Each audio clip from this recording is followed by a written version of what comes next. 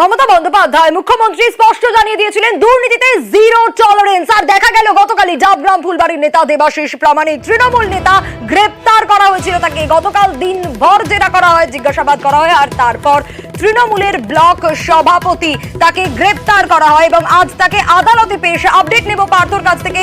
পার্থ, গতকালের আপডেট আমরা দর্শকদের দিয়েছিলাম, আজ তাকে আদালতে পেশ, কি জানা যাচ্ছে? একেবারে তাই, কিছুক্ষণ আগে কিন্তু জলপাইগুড়ি আদালতে নিয়ে পৌঁছে গেছে এই জমিকাণ্ডের ধৃত ডাবগ্রাম ফুলবাড়ি তৃণমূলের ব্লক সভাপতি দেবাশিস প্রামাণিক সঙ্গে আরো দুজনকে গ্রেপ্তার করা হয়েছে, যারা ওই এলাকার ল্যান্ড মাফিয়া হিসেবে যাদের পরিচয় ছিল সে মোহাম্মদ কালাম এবং বিমল রায়। এই দুজনকেও কিন্তু আজ জলপাইগুড়ি আদালতে তোলা হবে এবং পুলিশ সূত্রে যেটা আমরা জানতে পেরেছি যে এই যে জমিকাণ্ড, এই ঘটনায় 5 জনের নামে যেমন অভিযোগ দায়ের করা হয়েছে, পাশাপাশি যে 5 জন ল্যান্ড মাফিয়ার নামে অভিযোগ দায়ের করা হয়েছে, পাশাপাশি এই তৃণমূল নেতা দেবাশিস প্রামাণিক এবং আরেক তৃণমূল নেতা গৌতম গোস্বামী তার নামেও কিন্তু অভিযোগ দায়ের করা হয়েছে। মূলত এই দুই তৃণমূল নেতা গৌতম গোস্বামী এবং দেবাশিস প্রামাণিক এদের ইনফ্লুয়েন্সেই এই 5 জমি মাফিয়া জমি দখলের চেষ্টা করে প্রাণনাশের হুমকি দেয়। তারই প্রেক্ষিতে কিন্তু এলবি থানায় মামলা দায়ের করা হয়েছিল এবং সেই প্রেক্ষিতেই গতকাল গ্রেফতার করা হয়। প্রথমে দেবাশিস প্রামাণিককে, তারপর 2 ল্যান্ডম্যানকে গ্রেফতার করা হয় এবং বাকিদেরও খোঁজ চলছে এবং এই কাণ্ডে আরো কোনো বড় মাথা জড়িয়ে রয়েছে কিনা সেটাই কিন্তু এখন তল্লাশি চালাচ্ছে তদন্ত করে পুলিশ কর্তারা। বেশ পার্থ।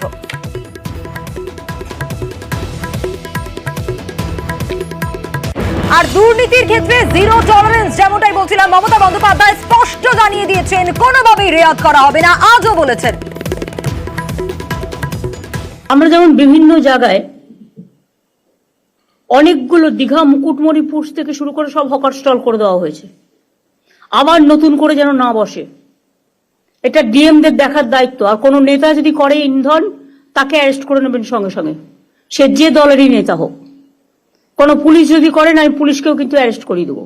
হকার কমিটির যারা আছেন তাদের দেখা উচিত, আমি আমার ব্যবসাটা করব, আমার স্টলটা ভালো করে চলবে, কিন্তু স্টলের পাশে গোডাউন বানিয়ে দেওয়ার কোনো অধিকার আপনার নেই। সে যত বড়ই নেতা হোক, আমি কিন্তু কাউকে ছেড়ে কথা বলছি না।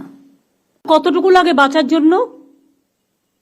বাঁচার অধিকারের জন্য যতটুকু প্রয়োজন ঠিক ততটুকু কাজে লাগান, তার বেশি নয়। লোভ করা ভালো নয়, লোভ সম্বরণ করুন।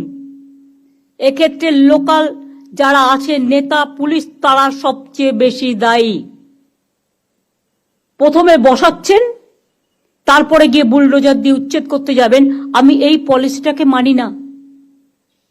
আমি যে পলিসিটা মানি, প্রথম থেকেই রেস্ট্রিকশন করতে হবে।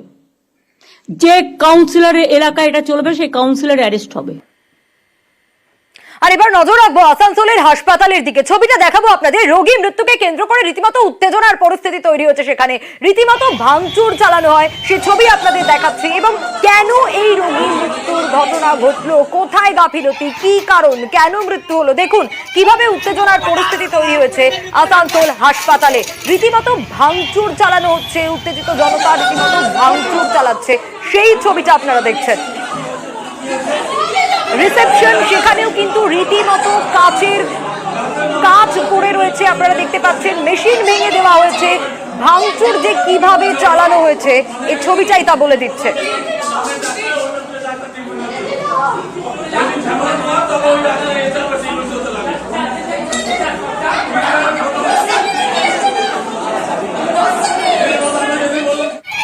আসলে ঠিক কি ঘটেছে, কেন এই রোগী মৃত্যুর ঘটনা ঘটলো, দীপকের কাছ থেকেই জানবো। দীপক, আসল ঘটনাটা ঠিক কি, এই মুহূর্তে কি পরিস্থিতি হাসপাতাল চত্বরে?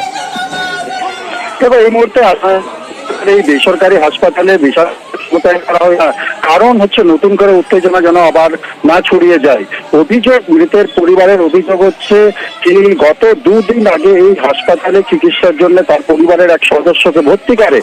তিনি জ্বরে আক্রান্ত থাকেন এবং তাকে বলা হয় কি চিকিৎসক কিছুক্ষণের মধ্যেই আসবে এবং তার চিকিৎসা শুরু করবে, কিন্তু গত 2 দিন কেটে যাওয়ার পরও কিন্তু চিকিৎসক তার চিকিৎসা করেনি, এমনটাই অভিযোগ। যার ফলে কিন্তু তার অসুস্থ হয়ে শেষকালে মৃত্যু হয়ে যায়। উত্তেজিত জনতা যিনি চিকিৎসক আর চিকিৎসা করছিলেন তারই শাস্তির দাবি হাসপাতাল চত্বরে বিক্ষোভ শুরু করে এবং হাসপাতালের নিরাপত্তা রক্ষীরা বিক্ষোভকারীদের সরাতে গেলেই উত্তেজনা আরো বেশি চরমে উঠে যায় এবং এরপরে মৃতের পরিবারের সদস্যরা হাসপাতালের পরে ব্যাপক ভাঙচুর চালায়। একদিকে যেমন হাসপাতালের রিসেপশনে ভাঙচুর করা হয়, অন্যদিকে হাসপাতালের যে ওষুধ দোকান থাকে সেই ওষুধ দোকানও ভাঙচুর করা হয়। স্বাভাবিকভাবে এই উত্তেজনার ফলে যে হাসপাতালের অন্যান্য রোগী এবং রোগীর পরিবাররা আতঙ্কিত হয়ে পড়ে। ঘটনাস্থলে পুলিশ এসে কোনো মতো পরিস্থিতি নিয়ন্ত্রণে এনেছে এবং হাসপাতাল কর্তৃপক্ষের সঙ্গে পুলিশ বৈঠকে বসেছে এবং মৃতের পরিবারকে নিয়ে বৈঠক করছে যে ঠিক তার গাফিলতির কারণে এই রোগীর মৃত্যু হয়েছে। ইতিমধ্যেই পুলিশ বাইরে হাসপাতালের বাইরে পুলিশ মোতায়েন করা হয়েছে কি নতুন করে উত্তেজনা না ছড়িয়ে পড়ে। কিন্তু একদিকে যেমন মৃতের পরিবারও হাসপাতালের বাইরে জড়ো হয়ে রয়েছে, অভিযোগ তাদের কি চিকিৎসার গাফিলতির কারণেই এই হাসপাতালে রোগী মৃত্যু হয়েছে, তাই অবিলম্বে এই হাসপাতালকে বন্ধের দাবি জানাচ্ছে মৃতের পরিবার।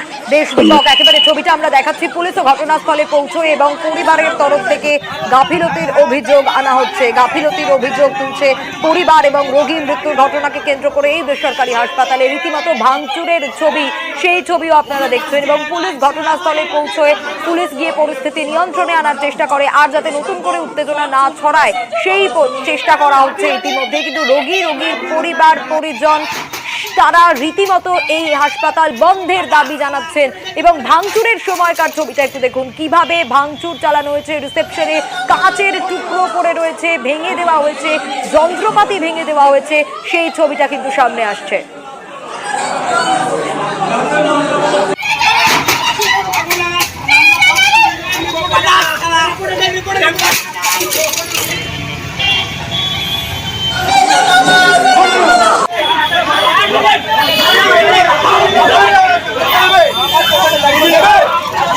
আর এই ছবিটা দেখুন, পুলিশ যখন ঘটনাস্থলে পরিস্থিতি নিয়ন্ত্রণে আনার জন্য পৌঁছয় রীতিমতো পুলিশের সঙ্গেও বচসা শুরু হয়ে যায় উত্তেজিত জনতার, সেই ছবিটাও সামনে আসছে। কিন্তু পুলিশ পরিস্থিতি নিয়ন্ত্রণে আনার চেষ্টা করে।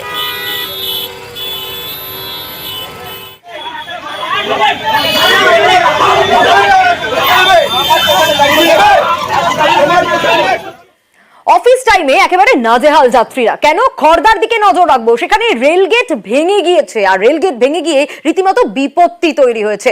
রেলগেট ভেঙে গেলে এই পরিস্থিতি যদি হয়, স্বাভাবিকভাবে ট্রেন দাঁড়িয়ে যাবে আর ট্রেন যদি দাঁড়িয়ে যায় তাহলে তো সেই সময় আর কিছুই করার নেই। অফিস টাইমে রীতিমতো যানজট ভোগান্তির শিকার এলাকার মানুষজনকে।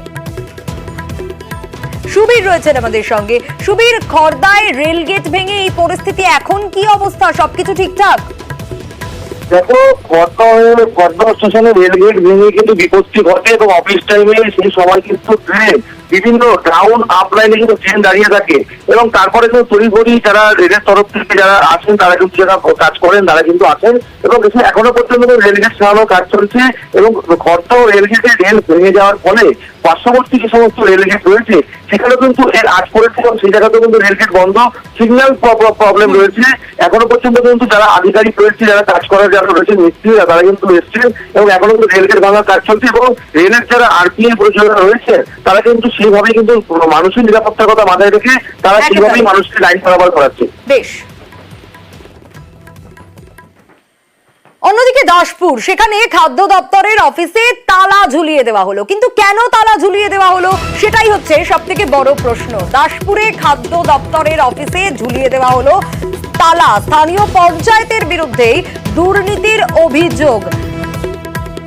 সুকান্ত রয়েছেন আমাদের সঙ্গে। সুকান্ত, কি কারণে এই খাদ্য দপ্তরের অফিসে তালা ঝুলিয়ে দেওয়া হলো? কি পরিস্থিতি এখন, কি বলছেন সেখানকার মানুষজন? দেখো সোনিয়া, নতুন ডিলার নিয়োগ করা হবে আর সেই নতুন ডিলারের যে নিয়োগ, সেই নিয়োগে দুর্নীতি হয়েছে বলে তারই অভিযোগ তুলে এলাকার গ্রাম পঞ্চায়েতের প্রধান, পঞ্চায়েত সমিতির সহসভাপতি সহ তৃণমূল নেতৃত্ব এবং স্থানীয় মানুষ তারা দাসপুর 1 ব্লক অফিসে খাদ্য দপ্তরে তালা ঝুলিয়ে বিক্ষোভ দেখাতে থাকেন। তাদের দাবি যে খাদ্য আধিকারিক তিনি সকলকে না জানিয়ে অবৈধভাবে এই যে রেশন ডিলার, নতুন ডিলার তিনি নিয়োগ করছেন। আর এই নিয়েই সরগরম হয়ে যায় গোটা এলাকা। বেশ কিছুক্ষণ তালাবন্ধ থাকে খাদ্য দপ্তর এবং তারপর দাসপুর থানার পুলিশ এসে পরিস্থিতি নিয়ন্ত্রণে আনে এবং খাদ্য দপ্তর তালামুক্ত করে। কিন্তু আমরা এই খাদ্য আধিকারিকের সাথে কথা বলেছিলাম, তিনি অবশ্য দাবি করছেন যে সমস্ত নিয়ম মেনে, অর্থাৎ যে পেপারে অ্যাডভার্টাইজমেন্ট এবং মাইক প্রচার সকল নিয়ম মেনেই তিনি এই রেশন ডিলার নিয়োগের পদ্ধতি পালন করেছেন। কিন্তু এলাকার মানুষ যে দাবি তুলেছেন সেই দাবিকে তিনি মানতে নারাজ। শুনি। আমাদের বাসুদেবপুর গ্রাম পঞ্চায়েতে রেশন নোটিফিকেশন হয়েছে নতুন। সভাপতিকে জানতে চেয়েছিলাম, আমি বিডিওকে জানতে চেয়েছিলাম, কর্মাধ্যক্ষকে জানতে চেয়েছিলাম। উনি বললেন যে আমরা কেউ জানি না যে নোটিফিকেশনটা হয়েছে। তাহলে এইভাবে কি করে কি হলো সেটা আমাদের জানার বিষয়। আজকে আমরা এই জন্য বলেছি নতুন করে আপনি বিজ্ঞপ্তি জারি করুন। উনি বলছেন মাইক প্রচার হয়েছে, তো আমি বললাম তাহলে মাইক প্রচার আমাদের জিপিতে কোথায় হয়েছে? উনি বললেন না, সব হোয়াটসঅ্যাপ গ্রুপে আছে। আমি বললাম ওইটা তো প্রচারের পদ্ধতি নয়, আপনি যদি আমার জিপিতে প্রচারে পাঠান তাহলে আমার পঞ্চায়েত সদস্যকে জানাতে হবে। সেখানে পঞ্চায়েত সদস্যের সই আছে, কোনো এলাকার মানুষের সই আছে যে প্রচারে গেছিল, তার সাক্ষ্য প্রমাণ কি? আপনি নিজেই মাইক বেঁধে নিজেই ছবি তুলে নিয়ে চলে আসলে হবে? লোকাল পত্রিকায় বলুন আর আমাদের স্টেট লেভেলের পত্রিকাগুলাই বলুন, তাতেও কোনো বিজ্ঞপ্তি জারি হয়নি। উনি সম্পূর্ণ আমাদেরকে অন্ধকারে রেখেই করেছেন। রেশন ডিলারের নিয়োগ সিস্টেমটা পুরো খাদ্য ভবন থেকেই হয়। এটা হচ্ছে ডিপার্টমেন্টাল একটা সিস্টেম। অবৈধ কোনো প্রশ্নই নেই। আমরা তো ওখানে মাইকিং হয়েছে বলে, প্রচার হয়েছে বলেই তো কিছু লোক জানতে পেরেছে এবং তারা অ্যাপ্লাই করেছে। যারা অ্যাপ্লাই করেছে তাদেরগুলো আমরা যাচ্ছি কাগজপত্রগুলো ঠিকঠাক আছে কিনা দেখতে। কি হবে কি না হবে, কে পাবে, এটা তো কোনো প্রশ্নই আসে না এখন। আপনি বলছেন বৈধভাবেই সব? বৈধই, সবই বৈধ।